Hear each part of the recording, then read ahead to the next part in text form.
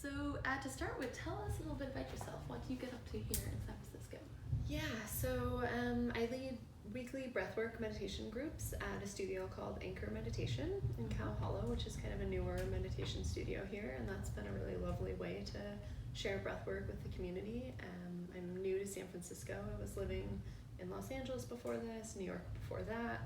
So I do breathwork with private clients here as well sometimes, and then the rest of the week I work as a cannabis event producer, which is a job I could probably only have in the state of California. Yeah. But right now I'm working on a big project called Meadowlands, which essentially brings together the California state supply chain in the Redwoods for a 4-day retreat. I will be leading breathwork for a group of about 150 people.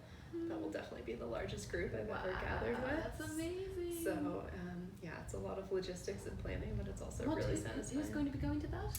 So it's essentially everyone from across the California cannabis supply chain, meaning it's Northern California growers, Los Angeles brands, distributors, the head state regulators will be there. It should be a really lovely weekend of conversations and wellness and learning. Oh, amazing. When I was coming to San Francisco, I was looking up where to do breathwork, and I came across you, and that's when we got in touch.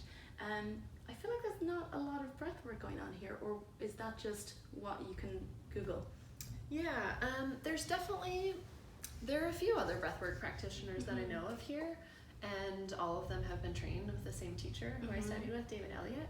So I know of probably 2 or 3 other people teaching breathwork, but if you compare it to something like yoga, where there's probably hundreds of yoga teachers, it's still something that people are discovering. Yeah, because especially with San Francisco, I was like, I'm going to find so many, but I didn't. But I'm really glad I found you. Yeah, me too. Great. So tell us about, we're going to talk about breathwork and how you got into breathwork. So do you want to tell us a little bit about how you got into it, how you found it, and what was your first experience like? Yes, so I heard the name David Elliott, and I heard the title of his book is called The Reluctant Healer, and something about that title really called to me. So I went to the library in Los Angeles and read his book and was absolutely fascinated by the stories he shared with teaching this type of healing over the last several years. And essentially I signed up to study with him without ever having experienced breathwork before. Wow. I just had been on a healing journey for a long time and had been kind of looking for different tools. I had already gotten certified as a Reiki practitioner, and it kind of felt like, oh, this is the thing that I'm supposed to do next. Wow. So I signed up for his level 1 healer training, which happened to be just a few weeks away after he finished his book. It all felt very synchronistic. And so I soon found myself in a yoga studio in Los Angeles with 50 to 100 other people who were there for his training. And my first experience with breathwork was so powerful. Yeah. So essentially, he lays us down on the floor. We're paired up with a partner. He gives us 2 ocean stones to hold. Yeah. I put on my eye mask and I start breathing. And after just a couple minutes of breathing in this way, my whole body started vibrating. I could feel the energy moving. And I had this super clear download that there was some trauma that I needed to heal with my mom, which at the time didn't really make any sense to me, because I was like, no, my mom and I are fine. Everything's cool. But throughout that 30-minute session, it was like 10 years of therapy in one very short breathwork session, where I realized, so growing up in Southern Oregon, my mother was a closeted lesbian.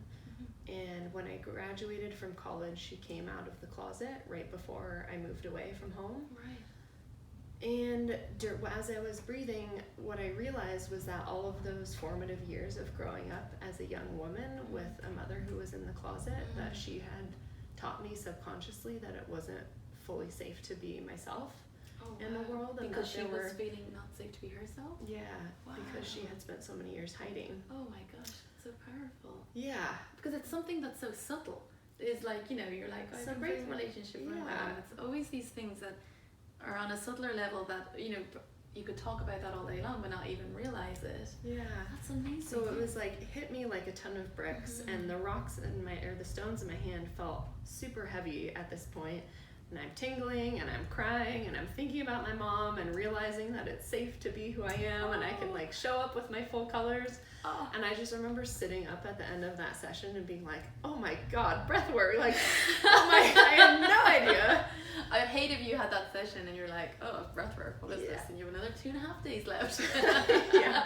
No, I was hooked after that, and I was like, whoa, okay, something is really happening here. Wow, that's amazing. But it sounds like you knew you were going to get something like that out of it, and you were just trusting your intuition to go that path. Yeah, I've started kind of just paying attention when things like catch my eye, and I'm like, there's something there that I need to explore. And I'm really grateful. It's been a wild journey. I started doing small groups in my living room in Los Angeles. Awesome. So my partner had collected lots of different instruments from around the world. So he was leading soundbaths at the time. Oh, amazing. So we were doing kind of 2-hour group soundbaths with breathwork, which was so amazing.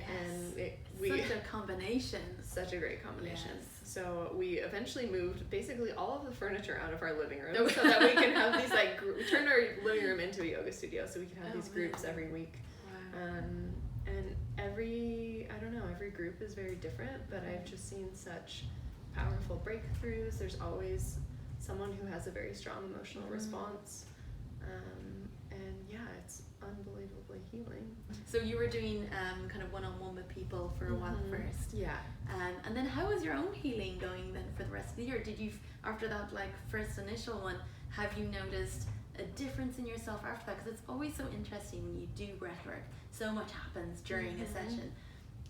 Do you see anything, from a day-to-day perspective from breathwork? Yeah, I mean, I think in general it's just helped me to feel more confident in who I am and speak from like a place of like being okay with myself and like showing up more truly who I am. I think for a long time growing up it was like, that childhood learning was very formative, right? Like, don't be too colorful, don't draw too much attention, don't be too pretty, like it's better, it's like safer over here in the closet, like don't, Sure. So I think, these last few years I feel like I've like stepped more into who I am and can own that, and really magical things have happened as a result. I feel like my life feels way more aligned now than it ever has before, and I absolutely believe that has to do with breathwork. Yeah, I think one of the things I notice is the more I do it, the more in line with my intuition, that it just gets stronger and stronger, that you're just like not doing that, and it's not so much difficult to make these decisions, because I think things just get, that connection with yourself just seems to get stronger as this other stuff falls away maybe. Yeah, I feel like I've also gotten much more sensitive, so it's harder for me now to be in large groups of people, particularly where there's alcohol involved. Like I can't really drink alcohol anymore. I find that my body just is like, do not put that in me, that is not good for you, like this is not working for you. So it's been interesting to be in California and work in the cannabis industry, which for so long has been very stigmatized. Yes. But I've developed like a very strong relationship with that plant in particular as a tool for healing.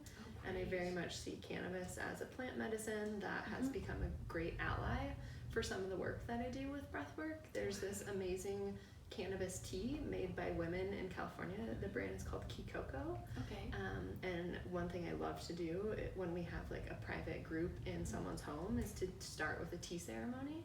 So they make this lovely tea that is all about like, it helps remove pain and anxiety. Wow. So it makes it even nicer to lay on the floor and do breath work and a sound Do you bath. think you can go to a deeper place? It helps you go to a deeper place. It helps you feel more in your body. Wow. It's amazing. Yeah. Oh, amazing. I want to try this. Yeah. Excellent. Stick around San Francisco. Yeah. Exactly. Yeah. What else have I got to ask you? Yeah, so tell me a little bit more about your teaching here in San Francisco and the groups you do. How do you find that? How many people do you do in a group, and how do you find holding space for that? Those groups? Yeah, so when we first moved to San Francisco about 6 months ago, we had just started working with our friend's cannabis company, and we were looking for spaces in San Francisco to start holding groups. And actually one of the investors in our company has this amazing loft space And I met him at a party and told him a little bit about what I was doing, and he was like, I live in Singapore, here's the code to my apartment, you can hold groups there. So amazing. Our first group was in this beautiful loft space, and it was about 25 people. Okay. And then since then I've gotten hooked up with Anchor, and they have this new meditation studio over there. It's about 20 people is the max, I think, that can fit laying down. Yeah. And it's always interesting. Every group is very different, but I feel like with every group, it's almost like there's a reason all of the people ended up in that room in that moment, and there's almost like a shared consciousness once people start breathing together. It's interesting, and I've gotten much more sensitive to what's going on with different people in the room. Right. Like, I can immediately see when someone's cold and be like, that person needs another blanket, or like, this person is having a really hard time, and I'll do a little bit of hands-on Reiki. Great. Which is... It's so amazing, all these different tools you can bring into it. Yeah, it's really fascinating, and recently I've noticed that I can see when someone is resisting what's happening in their body, and usually when I go over and just put my hands on them, on their shoulders or on their head, and just like let them know that like I see them and it's safe, then it's like an immediate release, and that's usually when like the tears begin. Yeah, it's really fascinating. It's amazing to have that kind of insight. How do your do you have students who come back every week, or is it a lot of new people? Yeah, because it's a new meditation studio, there are a lot of new faces every week, which is really fun to share breathwork with people who have never done it before. Yes. But there are students who have been coming back every week, and somebody told me last week that breathwork has been life-changing for her. Amazing. Someone else said it was the most peace she's ever felt in her entire life was during this 45-minute class. Amazing. And it's feedback like that just makes me so excited to keep sharing it with people. And it's such a beautiful practice. It's so simple, but so powerful. I'm so glad you're representing here on the West Coast. Yeah. There seems to be loads of us in New York, but that's so great because we just need to get the word out there more.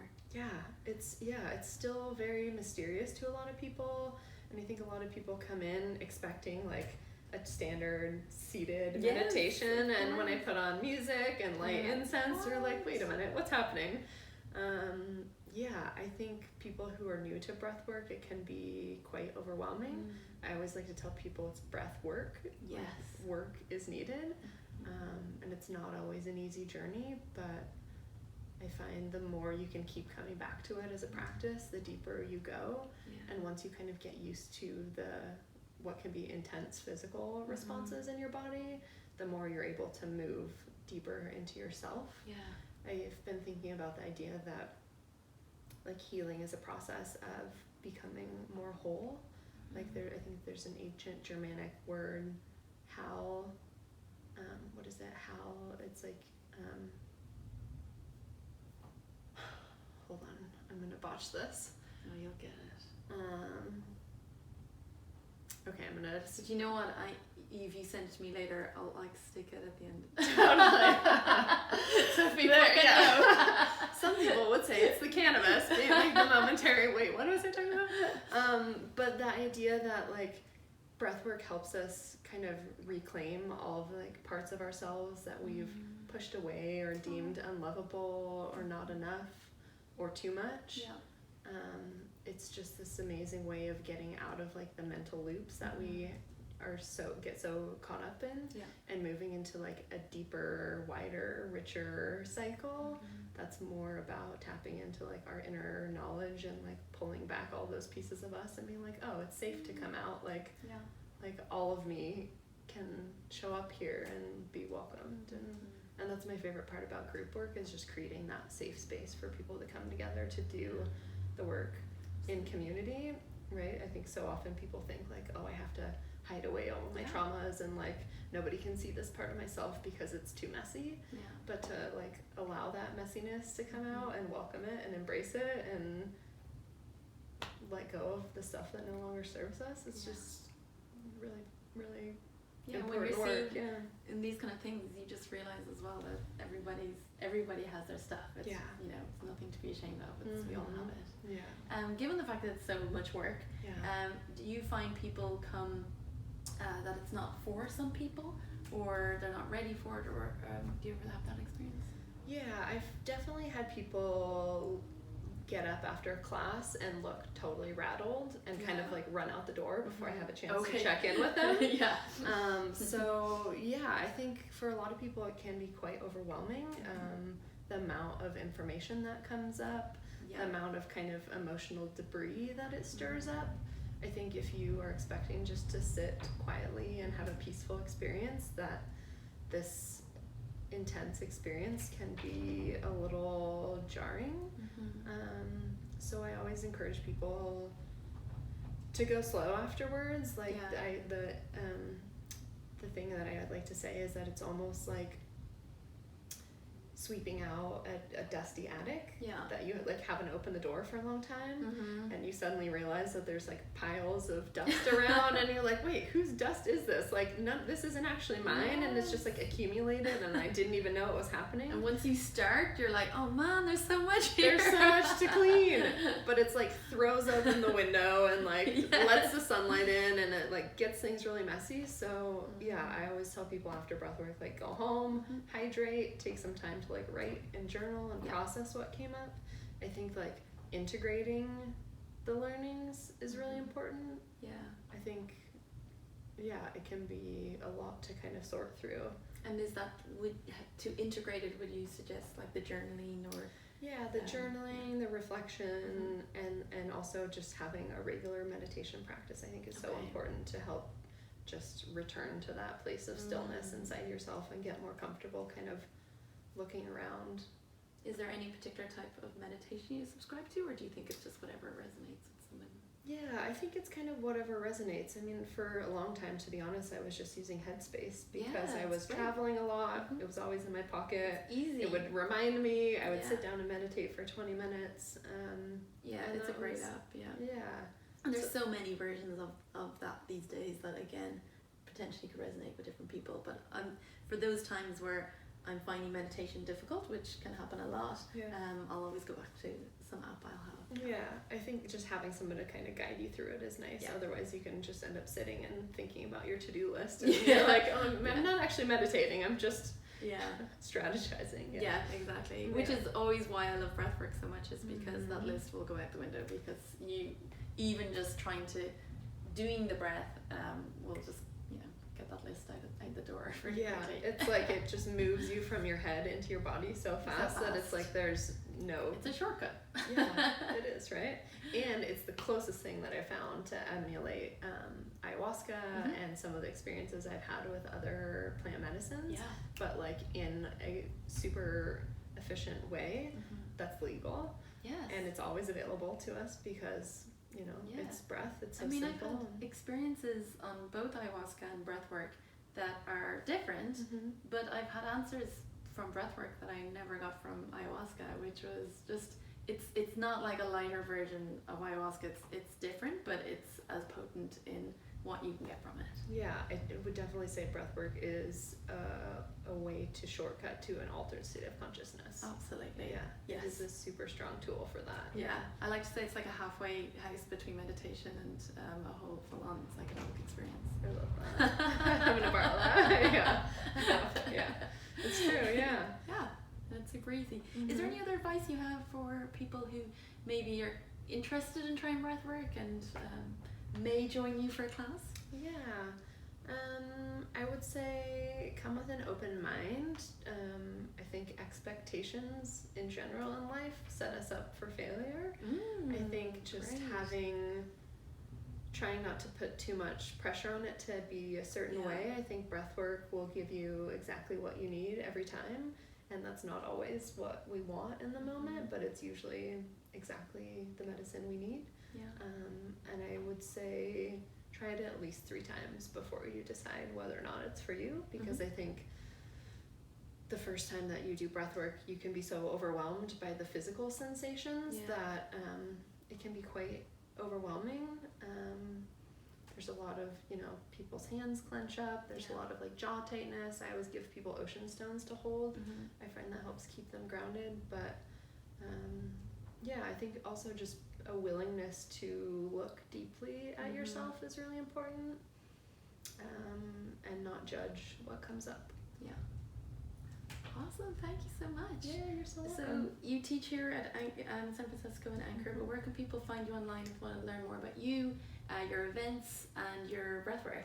Yeah, so I'm currently in the process of redoing my kind of digital presence. You Okay. can find me for now on Instagram. My handle is Aria Diana. Okay, My partner and I, for a long time, were running a company that we were calling Super Vibrant, where we were doing our breathwork and soundbaths Mhm. together, but we're kind of in the process of remembering sovereignty and doing Mhm. our own things and then coming together Cool. on occasion. So the Aria Diana website is a future work in progress once I make it through this cannabis event.